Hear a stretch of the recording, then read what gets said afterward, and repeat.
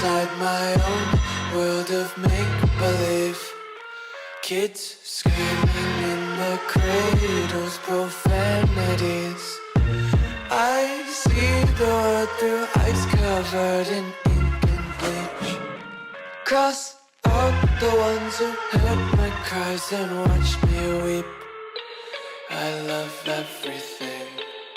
Fire spreading all around my room. My world's so bright, it's hard to breathe, but that's alright. Hush.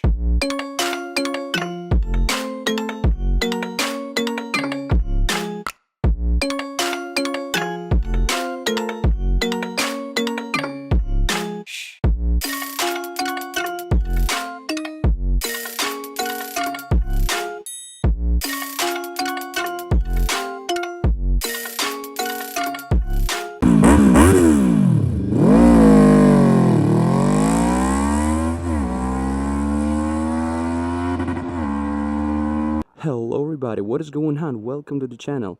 This time, as you can see, we're talking about this beautiful QJmotor SRV 600. It's been a while. I really want to ride this bike for at least 3 months, and finally today I got a chance. So if you want to see this bike in action, then this video is for you. Strap up and let's go.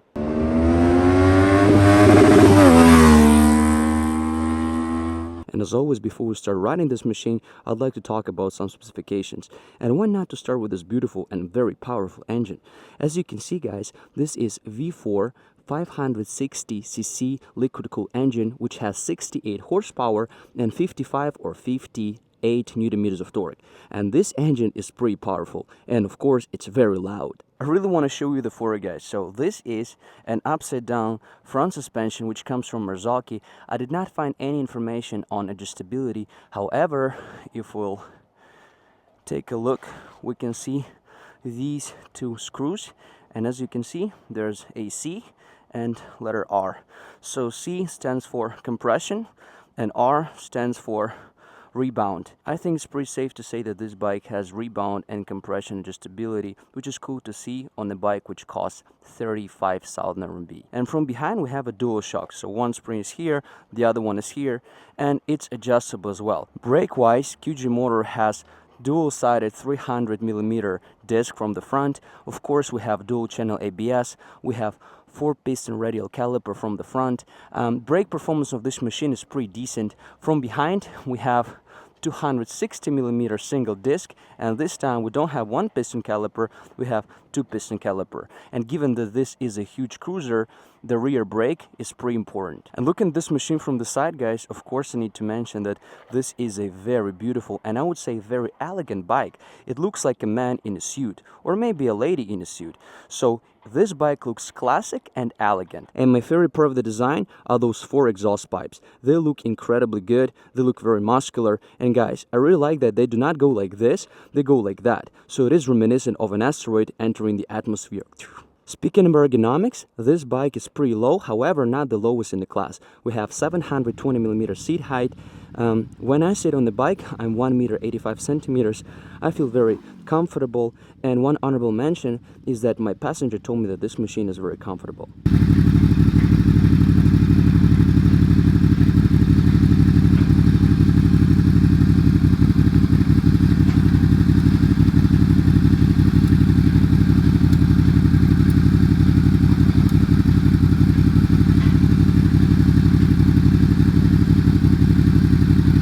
When you're sitting on the bike, the first thing you see is this fuel tank. The capacity of the tank is 16.5 liters. And other than that, you'll see this 3.6-inch TFT dash. We can see those wide handlebars, we can see a whole bunch of buttons. Over here, you can see traction control system button, so if you don't want to have traction control, you can turn it off or on with only one click, which is pretty good. We can see blinkers over here, which is actually not very good, because every single time you want to turn left, you need to press it like this, and then in order to turn it off, you have to press left again, which is pretty tedious, honestly. Alright guys, I was talking about this bike for some time. It is time for us to start the bike. Let's listen to the engine. Ready?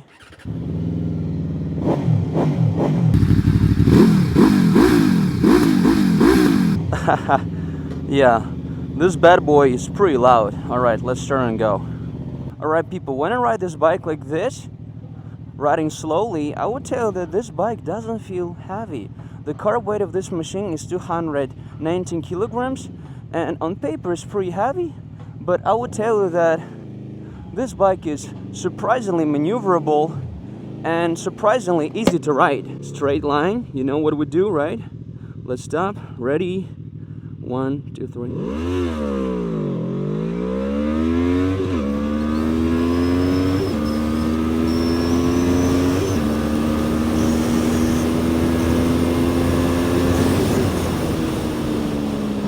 All right.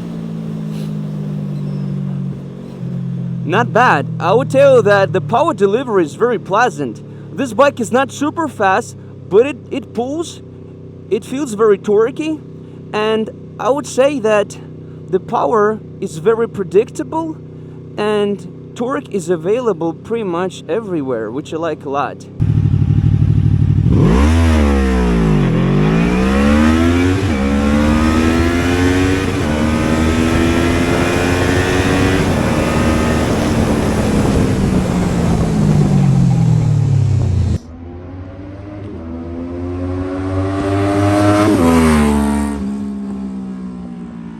Honestly speaking, this is pretty much the lightest bike in the class. What else do we have? We have a Benda V4, like BD500 Black Flag. That bike was more than 20 kilograms heavier than this, and it was way less powerful. So compared to that bike, this bike feels fast, way more maneuverable, and way more flickable. So if you would ask me which bike would I choose, I would definitely go with this bike. And other than that, guys, the first thing I can tell you about this machine, the first thing I've noticed sitting on this machine is how good the suspension is. You feel very good about the suspension. It feels luxury. It's very, very pleasant to sit on this bike. It just feels very, very expensive. And I'll just mention one more time that the price of this bike is only $35,999. So this bike is cheap for what it is. Again, technology-wise, we have pretty much everything you need. We have dual-channel ABS, we have traction control, and we have 2 power modes. Right now, we are in the most powerful mode, which is called PWR, which stands for power, I guess. And we have a standard mode. We don't have ride-by-wire, guys. This is a cable throttle, and I would say that standard and power mode feel pretty much the same. So the difference is negligible, I would say. The power modes on this bike are pretty redundant and useless, actually. You know what? I don't know why, but when I brake hard on this bike, did you hear that? I hear how the front wheel skids. We have ABS, and as far as I know, you cannot turn it off, but we need to check it actually. But again, when you brake hard, you can hear your front wheel skidding. Did you hear that? And actually, I do not feel ABS engaging. No, ABS is on, yeah. I can feel that ABS is engaging when you press the lever really hard. But again, surprisingly, the front wheel, it doesn't feel like it's skidding, but you can hear that the wheel is just chin, chin, chin, chin, chin, locking a little bit.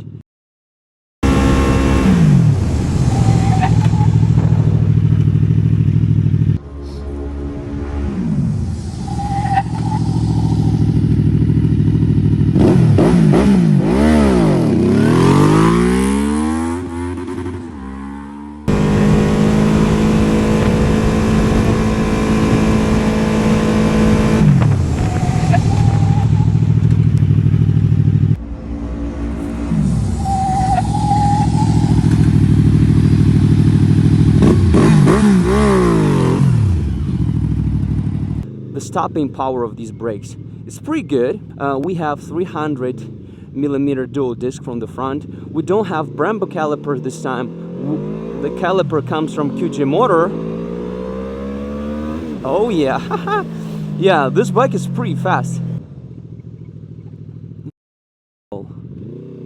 This bike is pretty fast for what it is. Just now, actually, when I was trying to stop, it didn't stop as well as I expected to be. So the brakes aren't bad, but they are not as sharp as I wish them to be. I would say that this bike would definitely benefit out of Brembo calipers. When you ride this bike for, let's say, 20-30 minutes in conditions like that, when the asphalt is good, when you don't have to think about the traffic, yeah, you feel way too comfortable. So much so that you can feel a little bit drowsy. What I'm trying to say, guys, is that this bike is extremely comfortable and it feels absolutely great. And still, I feel like this bike would be a very good cruiser for a city, because yesterday when I was riding in the traffic, it felt to me as if the bike is very light. It didn't feel like a burden. Boom, boom, boom, boom. Let's try to stop. Okay, I stopped as fast as I could. It wasn't too bad, right?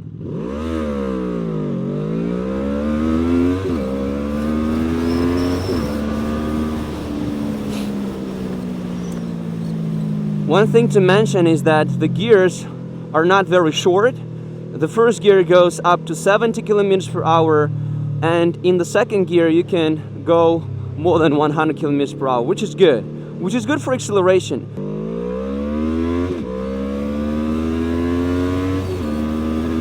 Woohoo!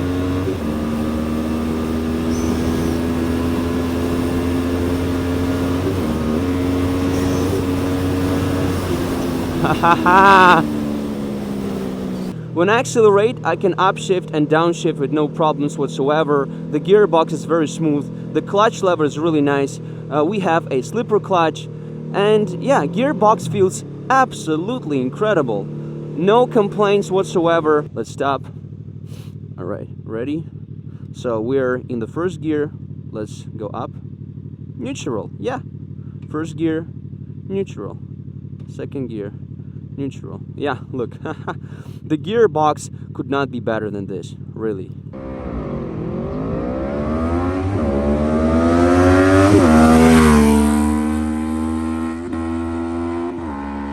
The top speed of this bike, according to QJmotor, is 178 kilometers per hour, which is enough. It's enough for me. It's for sure enough for a highway, and it's more than enough for a city. You know what's really funny, guys? We have V4 engine, yet we don't have vibrations. This bike has little to no vibrations, which is crazy, because V4 engines, they're famous for vibrating a lot, and they're famous for being super loud. So we are loud, but we do not vibrate.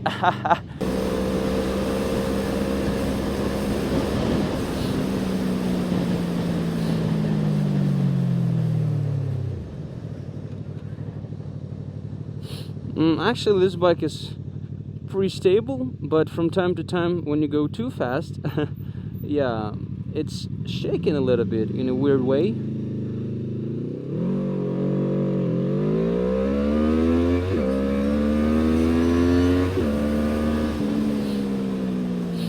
Yeah, so just now we have smoked this Kawasaki Ninja 400. I mean, I'm not surprised. Okay.